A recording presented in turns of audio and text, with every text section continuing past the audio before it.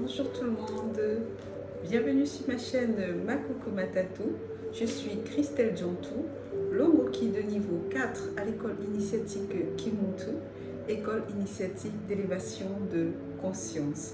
Je suis ravie de vous retrouver dans cette nouvelle capsule aujourd'hui pour faire suite à notre série dédiée au Bakulu, donc les ancêtres.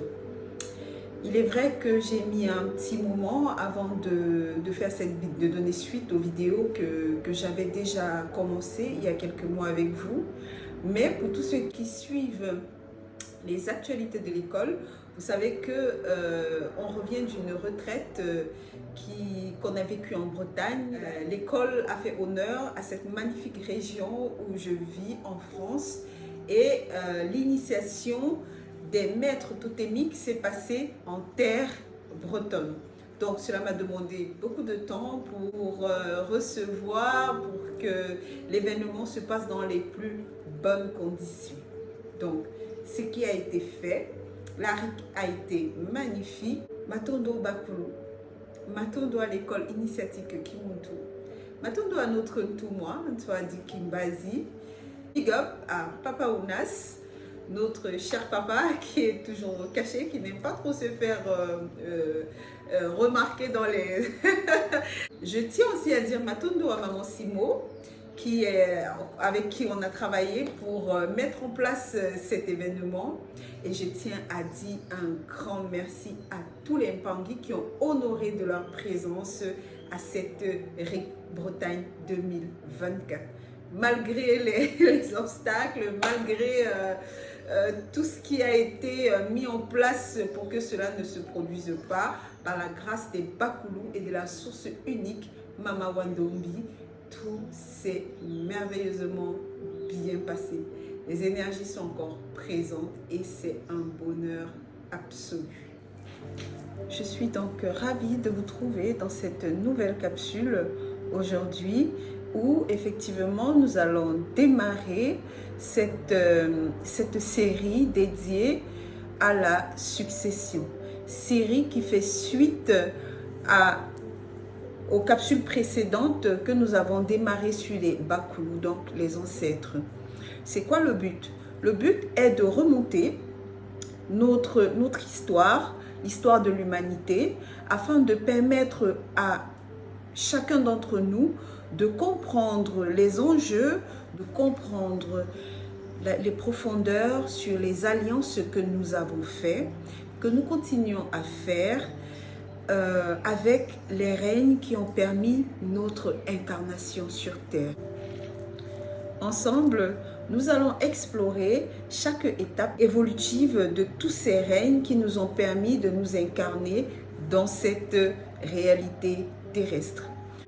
Qui dit règne dit évolution de l'état minéral vers l'état végétal, de l'état végétal vers l'état animal et de l'état animal vers l'état humain.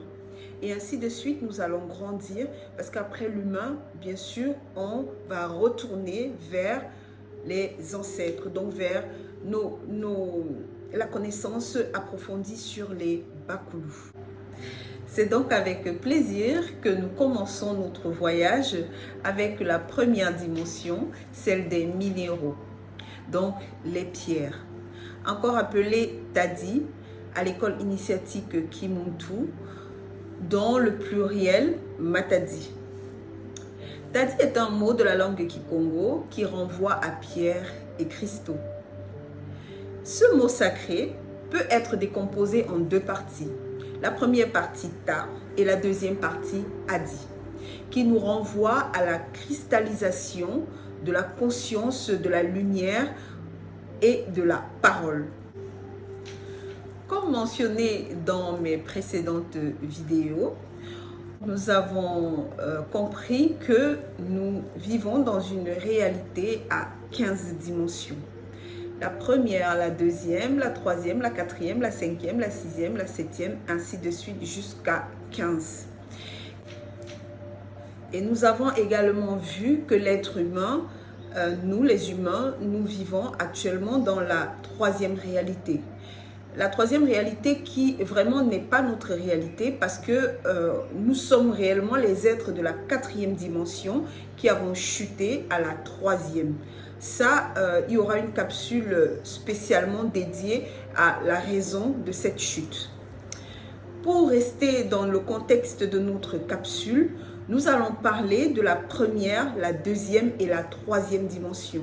Ces trois règnes qui nous ont prêté leurs éléments, leurs composants pour que nous puissions nous incarner dans leur réalité. Donc dans la 1, la 2 et la 3. Ces trois règnes sont le règne minéral, le règne végétal et le règne animal. Le premier règne que nous allons développer aujourd'hui est le minéral.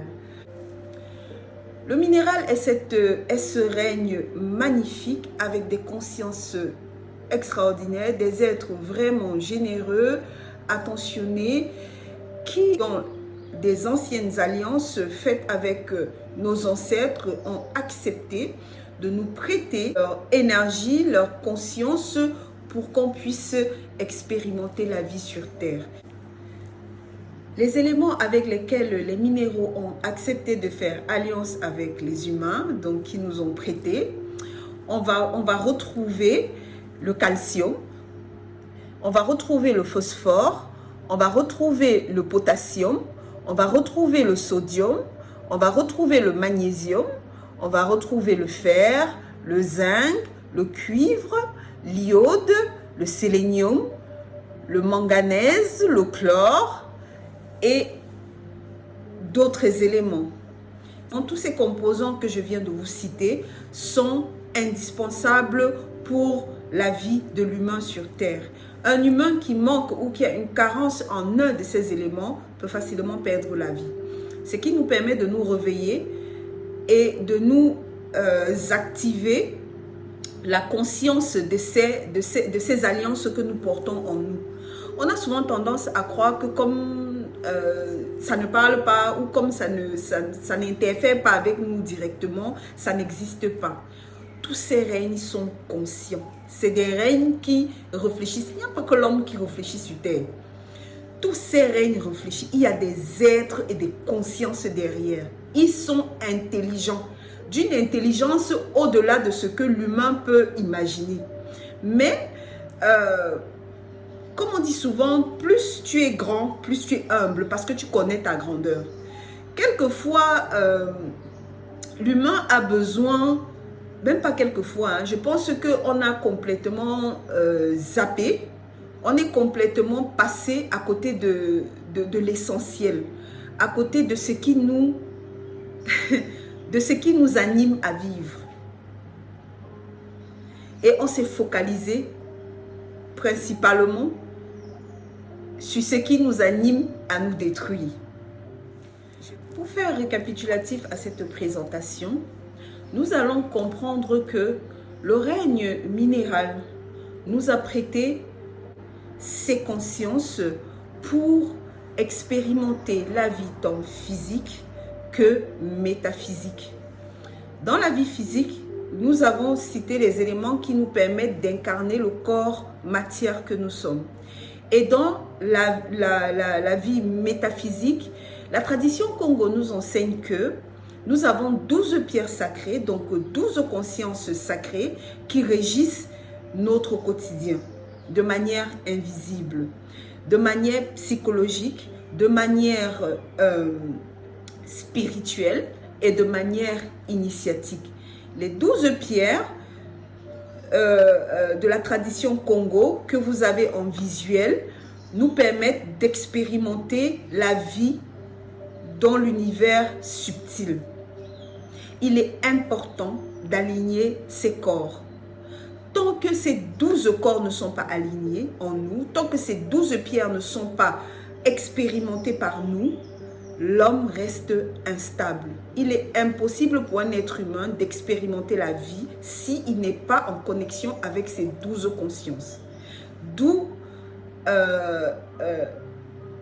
cette explication claire du déséquilibre, de cette forme de vie destructrice que nous expérimentons actuellement. Il est clair que la terre est en souffrance. Maman Toto est en souffrance. Quand on voit le fonctionnement, on voit la façon de vivre de certaines personnes, de certaines communautés, on comprend qu'on a perdu l'essence de toutes ces alliances sacrées que nous avons fait avec ces règnes pour pouvoir expérimenter la vie sur terre. Et il est douloureux de se rendre compte de cela. Le règne minéral est cette base d'ancrage qui nous permet d'exister, qui nous permet de nous tenir debout. Parce que sans le magnétisme terrestre, l'être humain ne peut pas rester debout. Rien ne peut aller à la verticale ou à l'horizontale. C'est cette orientation, cette émanation d'énergie minérale qui nous donne l'essence même de l'orientation. Dans la capsule à venir, je vais rentrer plus en profondeur et plus en détail dans les 12 pierres. Je vais vous expliquer chaque pierre et je vais vous expliquer la succession et l'importance qui prime à maîtriser, à expérimenter, à entrer en contact avec ces êtres magnifiques qui n'ont que l'amour et le Zola à nous donner. M'attendons d'avoir pris le temps de regarder cette petite capsule qui va donner suite à une série qui va nous aider à découvrir ces consciences qui nous animent au quotidien.